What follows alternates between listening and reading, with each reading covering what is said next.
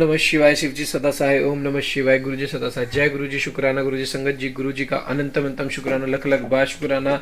हर चीज दा शुक्राना, हर सांस दा शुक्राना। संगत जी गुरु जी कहते हैं जब मैं तुम्हारे साथ हूँ तुम मत डरो। मैं हर पाठ में आपको बताता हूँ कि हर पाठ को एंड तक सुनो। आपके लिए उसमें ब्लेसिंग्स है, बहुत प्यारी प्यारी ब्लेसिंग्स है संगत जी। उस ब्लेसिंग्स को आप देखना कितनी प्यारी ब्लेसिंग्स है।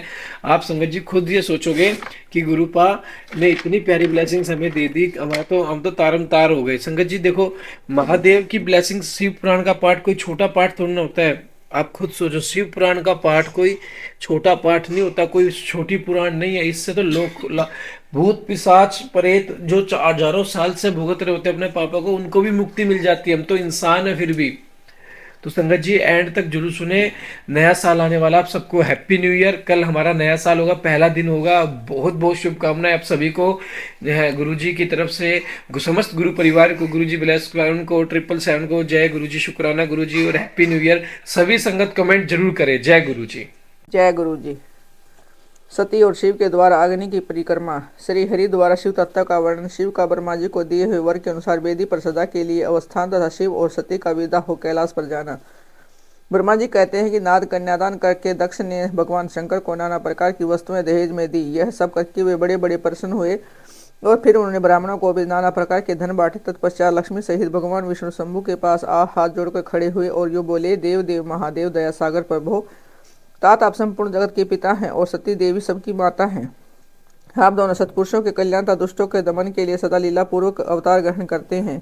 यह सनातन श्रुति का कथन है। आप चिकने नील अंजन के समान शोभा वाली सती के साथ जिस प्रकार शोभा पा रहे हैं, मैं उससे उल्टे लक्ष्मी के साथ शोभा पा रहा हूँ। अर्थात सती नीलवर्ण तथा आप गौरवर्ण हैं, उसे उल्टे में नीलवर्ण तथा लक्ष्मी गौरवर्ण है। नारद में देवी सती के पास आकर गृह सूत्रोक्त विधि से विस्तार पूर्वक सारा अग्नि कार्य कराने लगा। मुझे आचार्य तथा ब्राह्मणों की आज्ञा से शिव और शिवा ने बड़े हर्ष के साथ विधि पूर्वक अग्नि की परिक्रमा की। उस समय वह बड़ा अद्भुत उत्सव मनाया गया। गाजे बाजे नृत्य के साथ होने वाला वह उत्सव सबको बड़ा सुख जान पड़ा। तदंतर भगवान विष्णु बोले, सदाशिव मैं आपकी आज्ञा से यह शिव तत्व का वर्णन करता हूँ। समस्त देवता तथा दूसरे दूसरे मुनि अपने मन को एकाग्र करके इस विषय को सुने। भगवान आप प्रधान और अप्रधान प्रकृति और उससे अतीत हैं। आपके अनेक भाग हैं फिर भी आप भाग रहित हैं। ज्योतिर्मय स्वरूप वाले आप परमेश्वर के ही हम तीनों देवता अंश हैं। आप कौन हैं, मैं कौन और ब्रह्मा कौन है? आप परमात्मा के ही ये तीन अंश हैं जो सृष्टि पालन और संहार करने के कारण एक दूसरे से भिन्न प्रतीत होते हैं। आप अपने स्वरूप का चिंतन कीजिए। आपने स्वयं ही लीला पूर्वक शरीर धारण किया है। आप निर्गुण ब्रह्म रूप ऐसे एक हैं। आप ही सगुण ब्रह्म हैं और हम ब्रह्मा विष्णु तथा रुद्र तीनों आपके अंश हैं। जैसे एक ही शरीर के भिन्न भिन्न अवयव मस्तक, ग्रीवा आदि नाम धारण करते हैं तथापि उस शरीर से वे भिन्न नहीं हैं, उसी प्रकार हम तीनों अंश आप परमेश्वर के ही अंग हैं जो ज्योतिर्मय आकाश के समान सर्वव्यापी एवं निर्लेप स्वयं ही अपना धाम पुराण कूटस्थ अव्यक्त अनंत नित्य तथा दीर्घ आदि विशेषणों से रहित निर्विशेष ब्रह्म है। वही आप शिव हैं, अतः आप ही सब कुछ हैं। ब्रह्मा जी कहते हैं कि मुनीश्वर भगवान विष्णु की यह बात सुनकर महादेव जी बड़े प्रसन्न हुए। तदंतर उस विवाहयज्ञ के स्वामी परमेश्वर शिव प्रसन्न हो लौकिक की गति का आश्रय ले हाथ जोड़कर खड़े हुए मुझ ब्रह्मा से प्रेम पूर्वक बोले। शिव ने कहा कि ब्रह्मण, आपने सारा वैवाहिक कार्य अच्छी तरह संपन्न करा दिया है। अब मैं प्रसन्न हूँ। आप मेरे आचार्य हैं, बताइए आपको क्या दक्षिणा दूँ? सूर्य ज्येष्ठ, आप उस दक्षिणा को मांगिए। महाभाग, यदि आप वह अत्यंत दुर्लभ हो तो उसे शीघ्र कहिए। मुझे आपके कुछ भी देय नहीं है। मुने भगवान शंकर का यह वचन सुनकर मैं हाथ जोड़कर विनिश्चित से उन्हें बारंबार प्रणाम करके बोला, देवेश, यदि आप प्रसन्न हो और देव महेश्वर, यदि मैं वर पाने के योग्य हूँ तो प्रसन्नता पूर्वक जो बात कहता हूँ उसे आप पूर्ण कीजिए। महादेव, आप इसी रूप में इसी वेदी पर सदा विराजमान रहे जिससे आपके दर्शन से मनुष्य के पाप धुल जाए। चंद्रशेखर, आपका सानिध्य होने से मैं इस वेदी के समीप आश्रम बनाकर तपस्या करूँ, यह मेरी अभिलाषा है। चैत्र के शुक्ल पक्ष की त्रयोदशी को पूर्वा फाल्गुनी नक्षत्र में रविवार के दिन इस भूतल पर जो मनुष्य भक्तिभाव से आपका दर्शन करे उसके सारे पाप तत्काल नष्ट हो जाएं, विपुल पुण्य की वृद्धि हो और समस्त रोगों का सर्वथा नाश हो जाए। जो नारी दुर्भगा, वंद्या, कानी तथा रूप ही न हो वह भी आपके दर्शन मात्र से ही अवश्य ही निर्दोष हो जाए। मेरी यह बात उनकी आत्मा को सुख देने वाली है थी। इसे सुनकर भगवान शिव ने प्रसन्नचित्त से कहा, विधाता ऐसा ही होगा। मैं तुम्हारे कहने से संपूर्ण जगत के हित के लिए अपनी पत्नी सती के साथ इस वेदी पर स्थिर भाव से स्थित रहूंगा। ऐसा कहकर पत्नी सहित भगवान शिव अपनी हंस रूपिणी मूर्ति को प्रकट करके वेदी के मध्य भाग में विराजमान हो गए। तत्पश्चात सब जनों पर स्नेह रखने वाले परमेश्वर शंकर दक्ष से विदा ले अपनी पत्नी सती के साथ कैलाश जाने को उद्यत हुए। उस समय उत्तम बुद्धि वाले दक्ष ने विनय से मस्तक झुका हाथ जोड़ भगवान वृषध्वज की प्रेम पूर्वक स्तुति की। फिर श्री विष्णु आदि समस्त देवता मुनियों और शिव गणों ने नमस्कार पूर्वक नाना प्रकार की स्तुति करके बड़े आनंद से जय जयकार किया। तदंतर दक्ष की आज्ञा से भगवान शिव ने प्रसन्नता पूर्वक सती को वृषभ की पेट पर बैठाया और स्वयं भी उस पर आरूढ़ हो प्रभु हिमालय पर्वत की ओर चले। भगवान शंकर के समीप वृक्ष पर बैठी हुई वह सुंदर दांत और मनोहर हास वाली सती अपने नील श्याम वर्ण के कारण चंद्रमा में नीली रेखा के समान शोभा पा रही थी। उस समय वह नव दंपति की शोभा देख श्री विष्णु आदि समस्त देवता मरीचि आदि महर्षि था दूसरे लोग ठगे से रह गए, हिल डुल भी न सके। दक्ष भी मोहित हो गए। तत्पश्चात कोई बाजे बजाने लगा, दूसरे लोग मधुर स्वर से गीत गाने लगे। कितने ही लोग प्रसन्नतापूर्वक शिव के कल्याण में उज्ज्वल यश का गान करते हुए उनके पीछे पीछे चले। भगवान शंकर के बीच रास्ते से दक्ष को प्रसन्नतापूर्वक लौटा दिया और स्वयं प्रेमाकुल हो प्रथम गणों के साथ अपने धाम को जा पहुंचे। यद्यपि भगवान शिव ने विष्णु आदि देवताओं को भी विदा कर दिया था तो भी वे बड़ी प्रसन्नता और भक्ति के साथ पुनः उनके साथ हो लिए। उन सब देवताओं प्रथम गणों तथा अपनी पत्नी सती के साथ हर्ष से भरे हुए शंभु हिमालय पर्वत से सुशोभित अपने कैलाश धाम में जा पहुंचे। वहां जाकर उन्होंने देवता मुनि तथा दूसरे लोगों का बहुत आदर से सम्मान करके उन्हें प्रसन्नतापूर्वक विदा किया। शंभु की आज्ञा ले वे विष्णु आदि सब देवता था मुनि नमस्कार और स्तुति करके मुख पर प्रसन्नता की छाप लिए अपने अपने धाम को चले गए। सदाशिव का चिंतन करने वाले भगवान शिव भी अत्यंत आनंदित हो हिमालय के शिखर पर रहकर अपनी पत्नी दक्ष कन्या सती के साथ विहार करने लगे। सूत जी कहते हैं कि मुनियों पूर्व काल में स्वयं माय भूय भुवनांतर में भगवान शंकर और सती का जिस प्रकार विवाह हुआ वह सारा प्रसंग मैंने तुमसे कह दिया है। जो विवाह काल में यज्ञ में तथा किसी भी शुभ कार्य के आरंभ में भगवान शंकर की पूजा करके शांत चित्त से इस कथा को सुनता है उसका सारा कर्म तथा वैवाहिक आयोजन बिना किसी विघ्न बाधा के पूर्ण होता है और दूसरे शुभ कर्म में भी सदा निर्विघ्न पूर्ण होते हैं। इस शुभ उपाख्यान को प्रेम पूर्वक सुनकर विवाहित होने वाले कन्या भी सुख सौभाग्य सुशीलता और सदाचार आदि सद्गुणों से संपन्न साध्वी स्त्री तथा पुत्रवती होती है।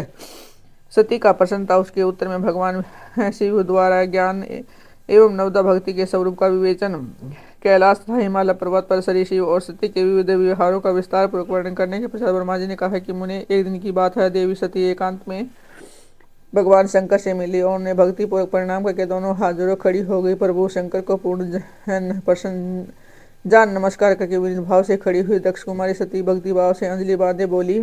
सती ने कहा कि देव महादेव करुणा सागर प्रभो दीन उदार परायण महायोगिन मुझ पर कृपा कीजिए। आप परम पुरुष हैं, सबके स्वामी हैं, रजोगुण सत्वगुण और तमोगुण से परे हैं, निर्गुण भी हैं सगुण भी हैं, सबके साक्षी निर्विकार और महाप्रभु हैं। हर मैं धन्य हूँ जो आपकी कामनी और आपके साथ सुंदर विहार करने वाली आपकी प्रिया हुई है। स्वामी ने आप अपनी भक्त वत्सलता से प्रेरित होकर मेरे पति हुए हैं। नाथ मैंने बहुत वर्षों तक आपके साथ विहार किया है, महेशानी से मैं बहुत संतुष्ट हुई हूँ और अब मेरा मन उधर से हट गया है।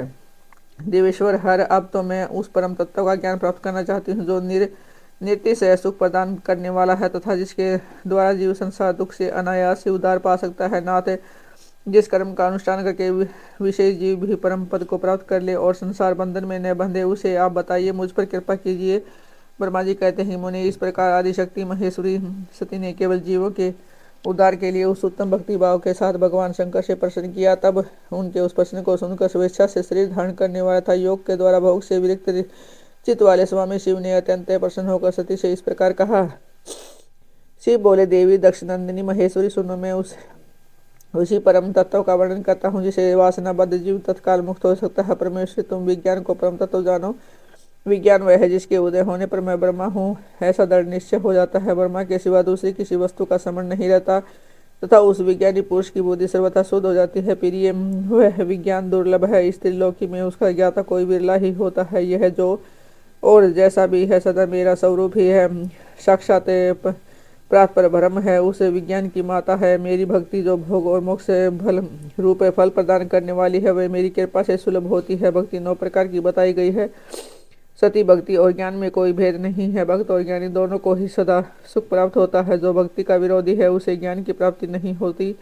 देवी मैं सदा भक्ति के दिन रहता हूँ और भक्ति के प्रभाव से जाति ही नीचे मनुष्यों के घरों में भी चला जाता हूँ, इसमें संशय नहीं है। सती वह भक्ति दो प्रकार की है, सुगुणा और निर्गुणा। जो वैदिक शास्त्र विधि से प्रेरित और स्वाभाविक की हृदय के सहज अनुराग से प्रेरित भक्ति होती है वह श्रेष्ठ है। जहाँ से भिन्न जो कामान मूलक भक्ति होती है वह निम्न कोटि की मानी गई है। पूर्वोक्त सगुणा और निर्गुणा ये दोनों भक्ति प्रकार की भक्तियां नैष्ठिकी और अनैष्ठिकी के भेद से दो भेद वाली हो जाती है। नैष्ठिकी भक्ति 6 प्रकार की जानी चाहिए और अनैष्ठिकी की एक प्रकार की भक्ति कही गई है। विद्वान पुरुष विहिता और अहिविता आदि भेद से उसे अन्य प्रकार ही मानते हैं। इस विविध भक्तियों के भेद से बहुत से भेद है, पर भेद होने के कारण उनके तत्व का अनंतर वर्णन किया गया है। प्रिय मुनियों ने सगुणा और निर्गुणा दोनों भक्तियों के 9 अंग बताए हैं।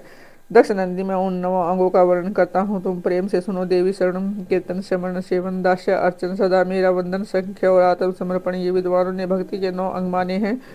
शिव भक्ति के उपांग भी बहुत से बताए गए हैं। देवी अब तुम मन लगाकर मेरी भक्ति के प्रोत 9 अंगों के पथक पथक लक्षण सुनो। वे लक्षण भोग तथा मोक्ष प्रदान करने वाले जो स्थिर आसन से बैठकर तन मन आदि से मेरी कथा कीर्तन आदि का नित्य सम्मान करता हुआ प्रसन्नता पूर्वक अपने श्रवण पुटों से उसके अमृतोत्पन्न रस का पान करता है और उसके साधन को श्रवण करते हैं। जो हृदयाकाश के द्वारा मेरे दिव्य धर्म कर्मों का चिंतन करता है, प्रेम से वाणी द्वारा उनका उत्सवर से उच्चारण करता है, उसके इस भजन साधन को कीर्तन कहते हैं। देवी मुझ नित्य महेश्वर को सदा और सर्वत्र व्यापक जानकर जो संसार में निरंतर निर्भय रहता है उसी को समण कहा गया है। अरुणोदय के से लेकर हर्षमय सेवा की अनुकूलता का ध्यान रखते हुए हृदय और इंद्रियों से जो से निरंतर सेवा की जाती है वही सेवन नामक भक्ति है। अपने को प्रभु का किंकर समझकर हृदयामृत से भोग के से स्वामी का सदा प्रिय संपादन करना दास्य कहा गया है। अपने धन वैभव के अनुसार शास्त्रीय विधि से मुझे परमात्मा को सदा पाद आदि 16 उपचारों का जो समर्पण करना उसे अर्चन कहते हैं। मन से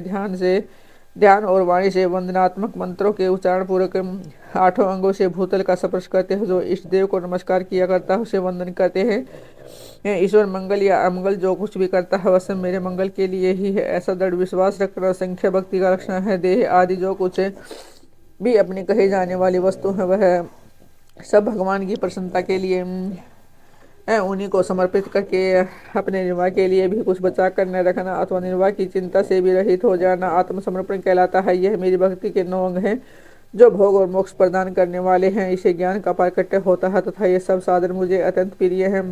मेरी भक्ति के बहुत से उपांग भी कहे गए हैं, जैसे बिल्लो आदि का सेवन आदि, इनको विचार से समझ लेना चाहिए। प्रिय इस प्रकार मेरी सांगोपांग भक्ति सबसे उत्तम है। यह ज्ञान वैराग्य की जननी है और मुक्ति इसकी उसकी दासी है। यह सदा सब साधनों से ऊपर विराजमान है, इसके द्वारा संपूर्ण कर्मों के फल की प्राप्ति होती है। यह भक्ति मुझे सदा तुम्हारे समान ही प्रिय है, जिसके चित्त में नित्य निरंतर यह भक्ति निवास करती है वह साधक मुझे अत्यंत प्यारा है। देवेश्वरी तीनों लोकों और 4 युगों में भक्ति के समान दूसरा कोई सुखदायक मार्ग नहीं है। कलयुग में तो यह विशेष सुख एवं सुविधाजनक है। देवी कलयुग में पराय ज्ञान और वैराग्य के कोई ग्राहक नहीं है, इसलिए वे दोनों वेद उत्साह सुने और जर्जर हो गए हैं, परंतु भक्ति कलयुग में तथा अन्य सभी युगों में प्रत्यक्ष फल देने वाली है। भक्ति के प्रभाव से मैं सदा उसके वश में रहता हूँ, इसमें संशय नहीं है। संसार में जो भक्तिमान पुरुष है उसकी मैं सदा सहायता करता हूँ, उसके सारे विघ्नों को दूर हटाता हूँ। उस भक्त का जो शत्रु होता है मेरे लिए दंडनीय है, इसमें संशय नहीं है। देवी मैं अपने भक्तों का रक्षक हूँ। भक्त की रक्षा के लिए मैंने कुपित हो अपने नेत्र जनित अग्नि से काल को भी दग्ध कर डाला है। प्रिय भक्त के लिए मैं पूर्व काल में सूर्य पर भी यत्न कर हो उठा था, शूल लेकर मैंने उन्हें मार भगाया था। देवी भक्त के लिए मैंने सैन्य सहित रावण को भी क्रोधपूर्वक त्याग दिया और उसके प्रति कोई पक्षपात नहीं किया। सती देवेश्वरी बहुत करने से क्या लाभ है। मैं सदा ही भक्त के अधीन रहता हूँ और भक्ति करने वाले पुरुष के अत्यंत वश में हो जाता हूँ। ब्रह्मा जी कहते हैं कि नाद इस प्रकार भक्त का महत्व सुनकर दक्ष कन्या सती को बड़ा हर्ष हुआ। उन्होंने अत्यंत प्रसन्नतापूर्वक भगवान शिव को मन ही मन प्रणाम किया। मुनि सती देवी ने पूरे भक्ति कांड विषय का शास्त्र के विषय में भक्ति पूर्वक पूछा। उन्होंने जिज्ञासा की कि जो लोक में सुखदायकता जीव के उद्धार के साधनों का प्रतिपादक है वह शास्त्र कौन सा है। उन्होंने यंत्र मंत्र शास्त्र, उसके महात्मता, अन्य जीव उद्धार के धर्ममय साधनों के विषय में विशेष रूप से जानने की इच्छा प्रकट कर सती के इस प्रश्न को सुनकर शंकर जी के मन में बड़ी प्रसन्नता हुई। उन्होंने जीवों के उद्धार के लिए सब शास्त्रों का प्रेम पूर्वक वर्णन किया। महेश्वर ने 5 अंगों से तन शास्त्र ये यंत्र शास्त्र तथा भिन्न भिन्न देवेश्वरों की महिमा का वर्णन किया। मुनीश्वर इतिहास कथा सहित उन देवताओं के भक्तों की महिमा का वर्णाश्रम धर्मों का था राज धर्मों का भी निरूपण किया। पुत्र और स्त्री के धर्म की महिमा का कभी नष्ट न होने वाले वर्णाश्रम धर्म का और जीवों को सुख देने वाले वैदिक शास्त्र तथा ज्योतिष शास्त्र का भी वर्णन किया। महेश्वर ने कृपा करके उत्तम सामुद्रिक शास्त्र का था और भी बहुत से शास्त्रों का तत्व वर्णन किया। इस प्रकार लोकोपकार करने के लिए सद्गुण संपन्न शरीर धारण करने वाले त्रिलोक सुखदायक और सर्वज्ञ सती शिव हिमालय के कैलाश शिखर पर तथा अन्य अन्य स्थानों में नाना प्रकार की लीलाएं करते थे। वे दोनों दंपति साक्षात पर ब्रह्म स्वरूप हैं।